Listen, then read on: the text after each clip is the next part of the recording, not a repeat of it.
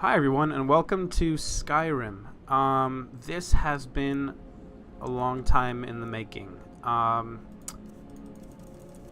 been planning this for upwards of, honestly, I'm going to say about 3 years, I think, perhaps. And that's how long I've been working on the load order as well. And I think I finally got something that is to my liking and also suitable, or not suitable, stable enough. To warrant a playthrough. This guy is really bright right now. Sorry for that. That's just kind of how the light is. I'm thinking I kind of felt like I wanted to do this for him. I wanted him to have a little bit of facial hair. His dad was originally going to be a left-handed elf, but I'm not doing that anymore. Although when I did want to do that, it would have made sense for him to have red tones in his hair. Which would have been really nice. But, yeah. I can't tell if I want him to have this hair or if I want him to be bald. As you can see, when there is hair, there's a bit of a, if you can see right there, it's a bit of a graphical problem. Also, he's going to be a pretty devout character. So it would make sense if he, sorry about that. It would make sense if he didn't have any, I suppose, because it kind of has that like monk imagery to it. That's a really, really weird hairstyle. So I have it all in the back like that. Okay, yeah, I think maybe I'll just go with that to avoid the glitch, and also because I feel like it fits his character, honestly. Wonderful. Okay, now let's go to the mouth. It's funny because I've been practicing for quite a while, and the only thing I actually ever edited was the hair. I'm not really sure why. But now, let me go ahead and do it all. Although it's really hard for me to tell with this lighting. My God.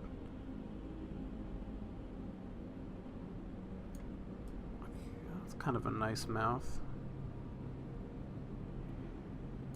Yeah, it's sort of nice. I kind of like the height and everything. I'm not going to really tweak the mouth much. I'm sort of liking where it is, to be honest. Let's go to brow. Oh, it didn't grab it. I was going to say, what's actually changing? I can't see, man. I cannot see. Alright, he's got really, really high eyebrows at this juncture. I mean, right now. Ooh. Those are kind of nice. No, it makes him look sinister. Whoa, what's that? What, like none? I can't even see any. Are they gone? I think maybe this is him with no eyebrows. I think maybe. I can't really tell with this light. You know what? I'm probably going to go with the default one. I didn't have any problem with that. It's nice. It is. Brow height. Maybe that's what I'm thinking of when, no. Oh, God, no. Again, I think middle of the road is pretty fine for this character. Eye shape, eh? Again, oh God, no. Oh, Jesus. Oh. Ew. No.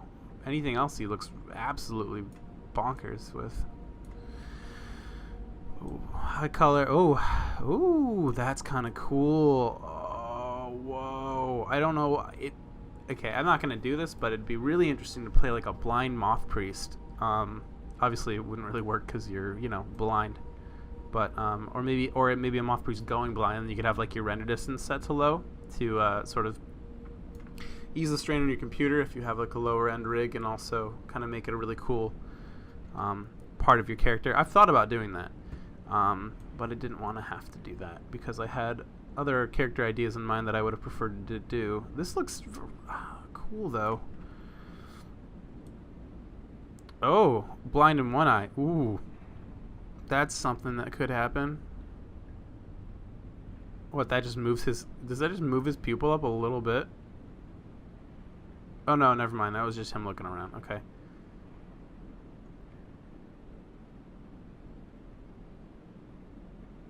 Interesting. Didn't even occur to me that he could have a blind eye. I didn't even... This is... Huh. I think it would be kind of superfluous. Like, it wouldn't really...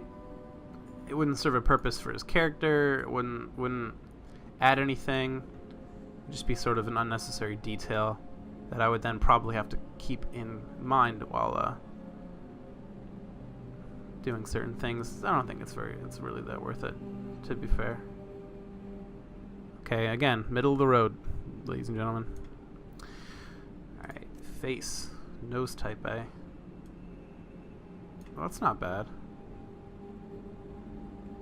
He's got a pretty big bridge, though. I don't know how I feel about that one. It's too small. Oh, Jesus. Okay, well, I don't even have to say it. I don't even have to talk about that one. Ooh. Oh, that's got to be a joke. Are you kidding me? Well, I guess that makes sense for some elves, but, like, wow. Wow. Okay. Yeah. No. Again, first one. First one's the winner. Yet again. I'm not even gonna worry about. I'm not even gonna bother messing with these. Maybe his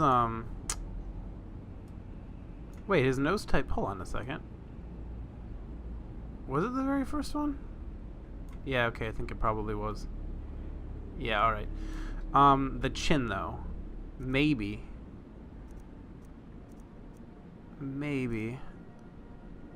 Okay, well, it's chin color. What am I missing here? Cheekbone width, cheekbone height. Those are fine. Gotta be chin in here somewhere. Just missing it. Okay, maybe not.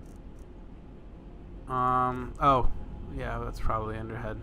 Perhaps. Maybe not. Guess not. Okay, well, he's not much of a warrior at all. At all.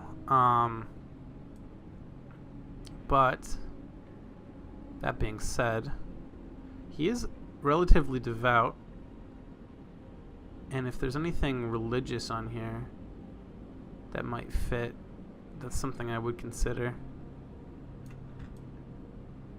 What an interesting thing. It's just a little hole right there. Not a hole, like a spot. What is that? Okay, probably just a... And then there's blackface. Jesus Christ. Yeah, that would really not be in good taste, I feel. This is always a pretty cool one, but again, that one too, but again, it doesn't really make sense. This is kind of cool. I kind of do like this one.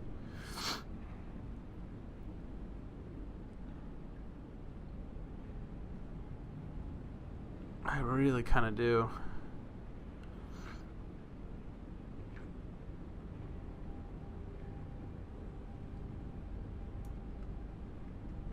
I don't know. Maybe I'll keep that on there for now. Let's mess with color. Red. No, I don't think so. That's not bad. That's pretty cool.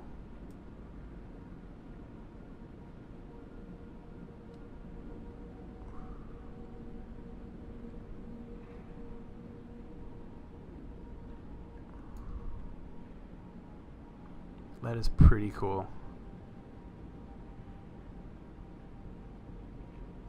Okay.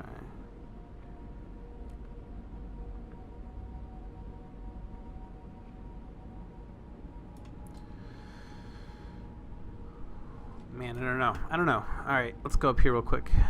Scars. Do you want any scars there, pal?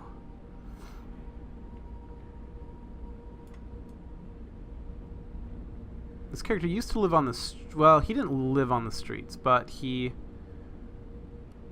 was sort of around on the streets, which doesn't make a lot of sense.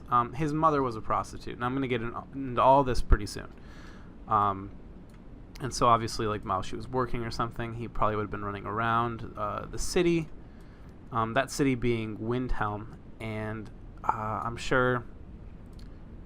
You know, I'm sure a couple of people would have abused him in some way. seeing that it's, well, you know, Windhelm, and he's an elf, and this isn't exactly a great time to be an elf in Windhelm. Although that would have been a longer, like a further time ago, but it definitely would have still been,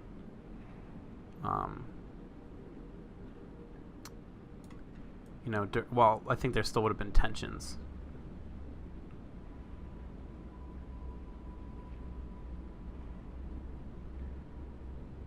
That's kind of cool too. I don't want there to be too much going on his face. Do you know what I mean? I don't want there to be too much. Also, he is, he's going to be specializing in restoration, so it sort of makes sense that he might have been able to heal whatever was going on without there leaving a scar. Without, you know, without a scar being left is what I mean. Complexion, eh? It's not spot. There we go.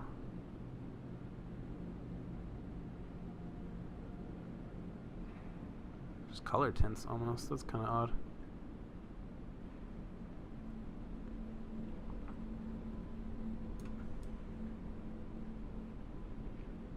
Can't really see the difference, but I kind of like it. Gives him almost more like of a weathered look, you know, which I appreciate because he has been through quite a lot this one. Dirt colors. Hey, there's dirt colors on him now. Oh no, I didn't add any dirt. So no, there isn't.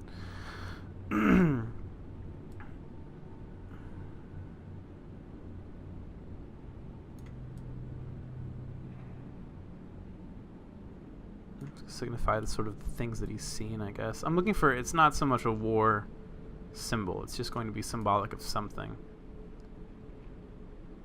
This would make a whole lot of sense because it goes through his beard, which obviously you think, oh, he ended there and then started up back here, which, you know, very well may have been the case, but I don't know, it might be a little too weird looking for me.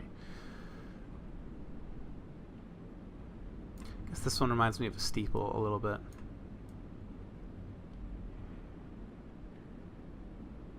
I don't know. There's something about this that I think I'm kind of into, to be honest. I think I kind of like this one. I think I might keep it. Again, though, let's just see it without any more paint.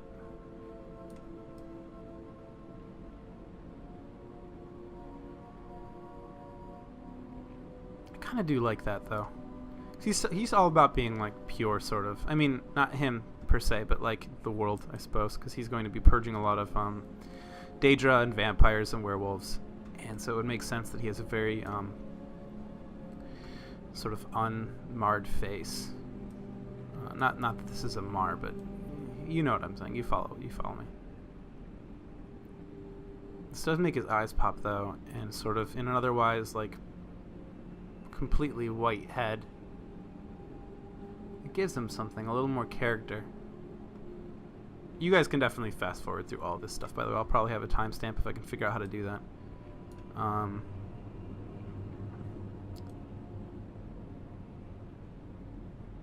That's so dumb. I don't know, I hate that one. It's so like typical. It just reminds me of fucking football or like cheerleaders trying to be cool.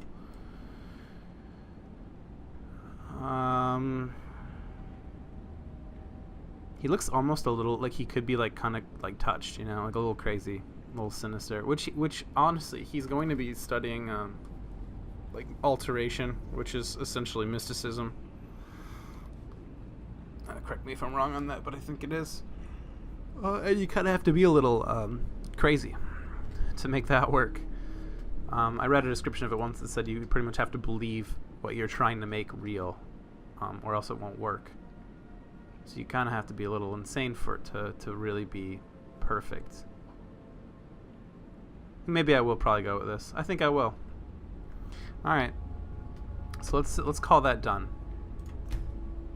Now the name for my character, I'm thinking, well, not thinking of, I've decided, is going to be Davus Vanum. Don't ask me why, I don't really know. Believe me, I've went to all the name generators and everything, and I was like trying to figure something out. And this is sort of what I settled on. So there we are. Would you like to choose a class and birth sign for this character? I have this mod installed that you're going to be hearing that sentence quite a lot, by the way.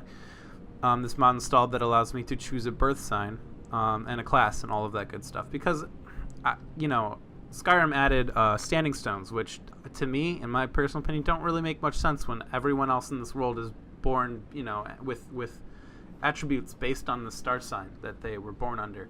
The Skyrim just is it an exception to the whole like astral, the cosmic rule? I don't really think it would be. In which case, that's what this is for.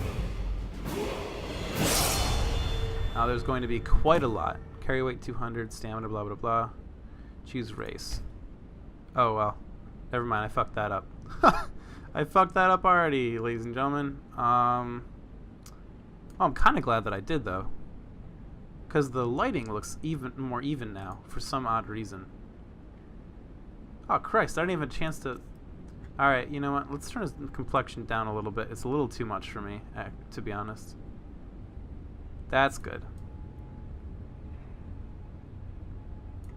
I think that's good. This one looks too like. Hold on a minute. Whoop, shit. I don't know. It looks a little too done up almost. He's been around for a while. He's a snow elf after all.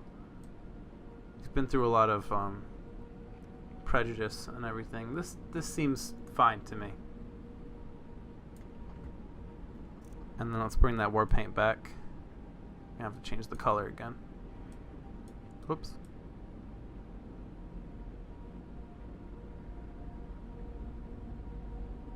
That's kind of nice. It's a little more subtle. I might actually go with that one. I always forget that change race brings you back to this menu. I thought it I think that's the one we had before.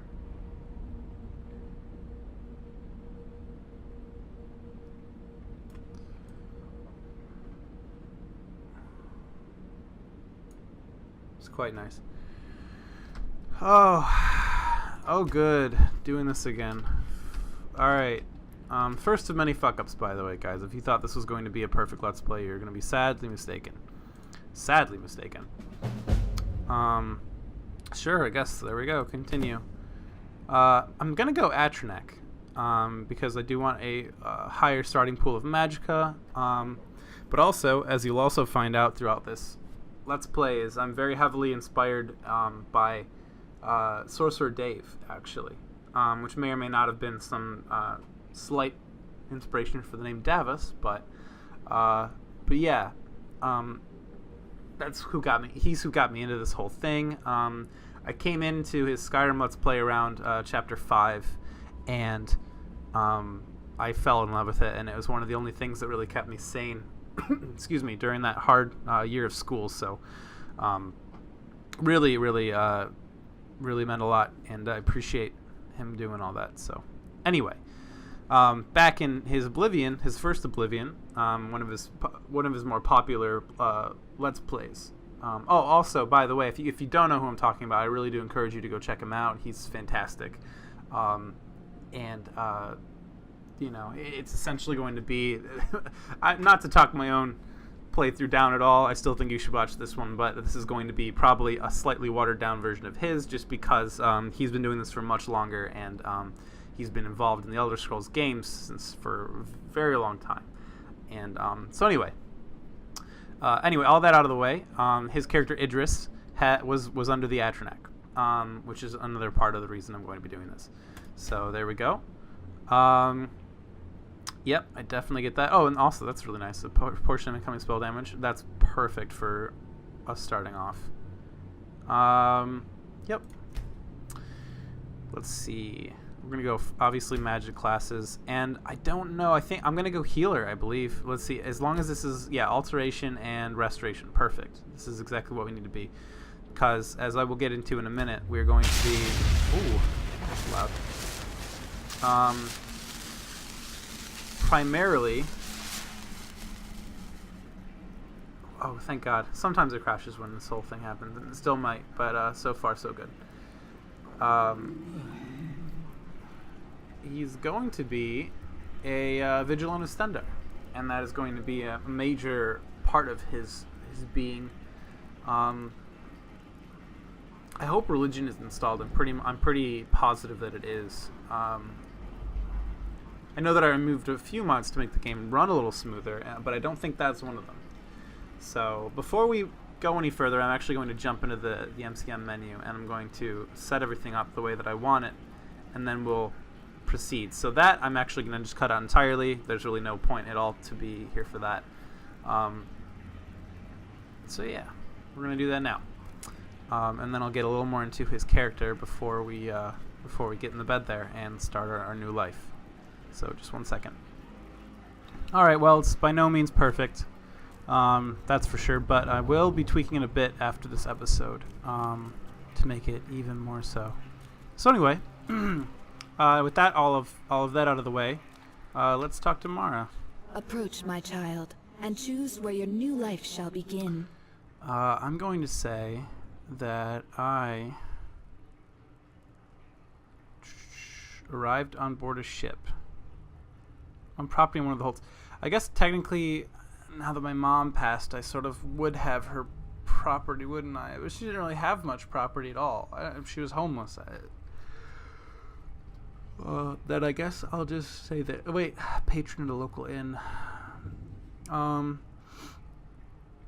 Yeah, that doesn't mean that I mean, I could just be a patron at that inn, and it doesn't mean I have to have just arrived on the boat, and it doesn't mean I have to own property, but it will get me where I want to go. Which inn are you a patron of?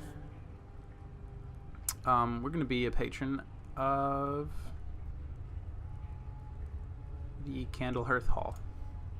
Even the lowest among us can rise to greatness. Is that because I chose to start off in Windhelm? That'd be really funny if it was. Alright. Oh, before I go, the meat and potatoes of this whole character, I suppose.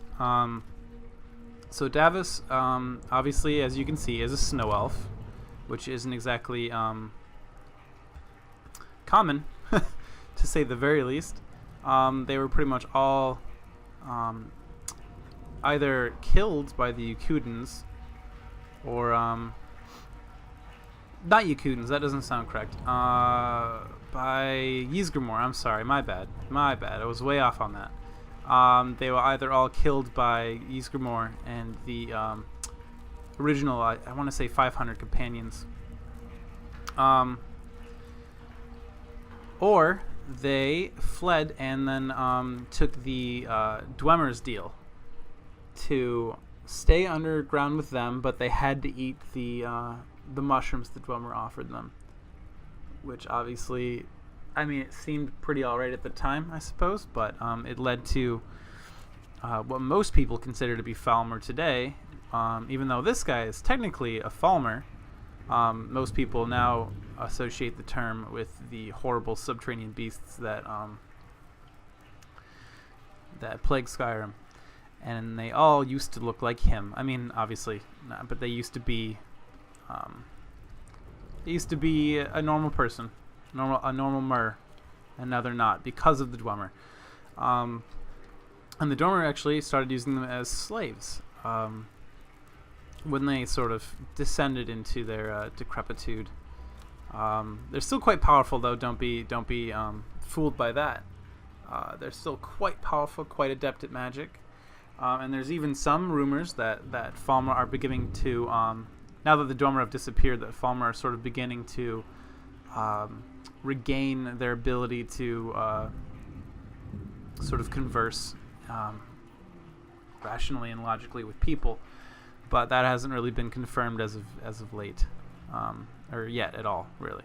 So anyway, so he's a snow elf, and his parents did not take the Dwemer pact. They decided that they'd rather, if they were to die, they'd rather die in their homeland on their own terms than to have to give in to the whims of the Dwemer.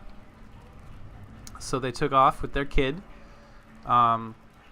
and they went to go live somewhere else. And that somewhere else happened to have been Morrowind, actually, at the time.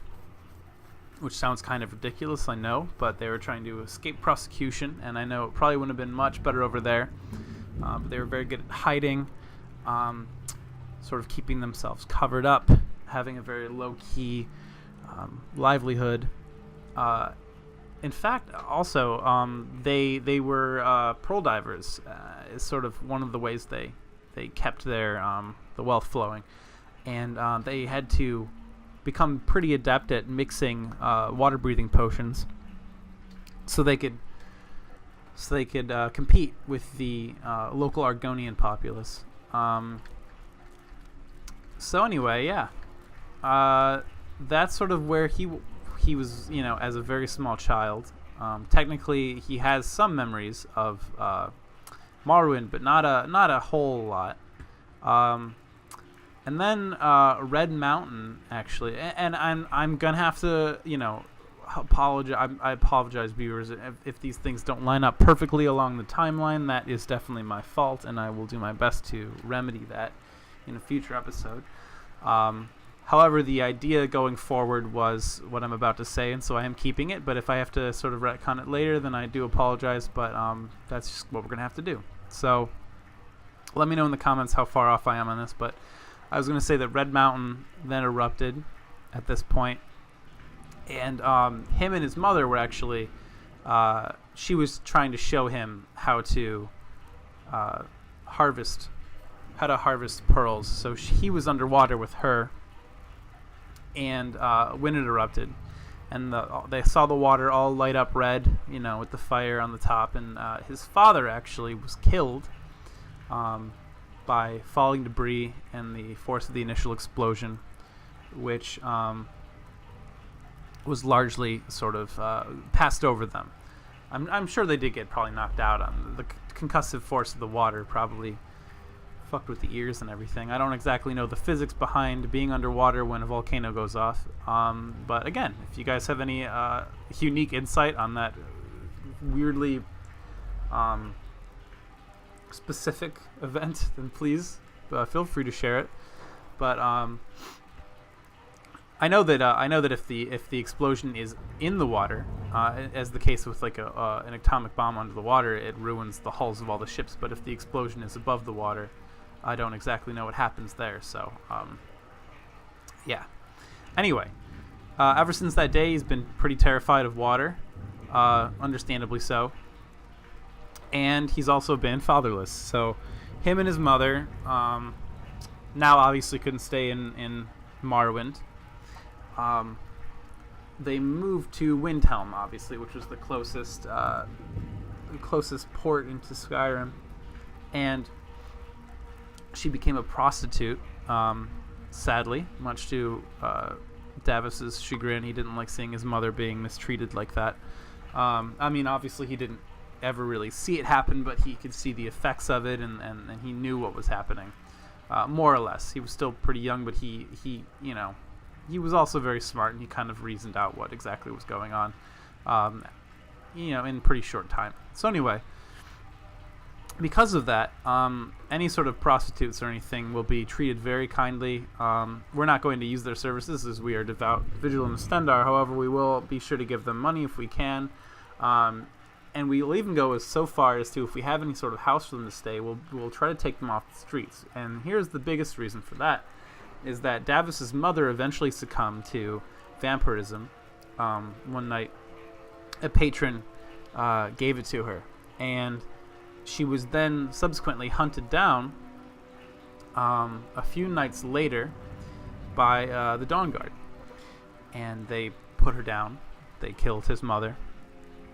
Even though, she was, I suppose, technically a menace, but his mother was a saint, and she, sure, the bloodlust, it was only a couple days in, so really how could we know how far she would have gone with it. But for everything he knew of her, she was pretty saintly, and I think she would have been able to fight it or find some sort of workaround. But hey, that might just be the Davos thinking that his mother was could do no wrong sort of deal. So who knows about that one? I guess we'll never find out, though, because she was killed by the Dawn Guard. And he's not upset at them, though. He's more upset at the patron, obviously the vampire that did turn her. He's also more upset at the fact that she had to be on the street doing this.